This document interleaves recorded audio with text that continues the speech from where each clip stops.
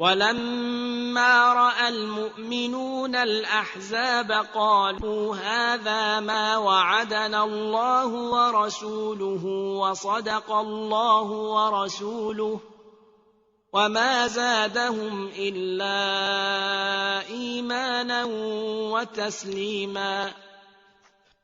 در مواجهه با حوادث سخت مثل همین تحریم یا حادثه سخت دیگه، یا مثل فرض بفرمایید که حمله نظامی، حرکت نظامی، این حوادث سختی است که از طرف دشمن ممکنه تحمیل بشه. اینجا خدای متعال دستور خودش رو و روش درست رو به ما یاد داده.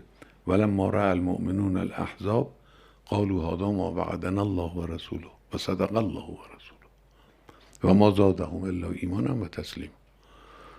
این هذا ما وعدنا الله و رسوله، ما توقع نداشتیم که حکومت اسلامی در دوران سیطره مادیت و حکومت‌های مادی در دنیا به وجود بیاد و مادیون دنیا که همه قدرت‌های مادی هم دارن ساکت بنشینن تماشا کنن.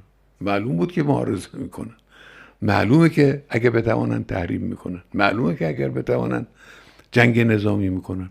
ما باید کاری بکنیم که اگر به فکر نیفتن این کارا رو بکنن، اگر به فکر افتادن و اقدام کردن سرکوب بشن. اینه. ولی توقع این که دشمن به ما حمله نکنه توقع درستی نیست. بنابراین این هم دستور الهی است.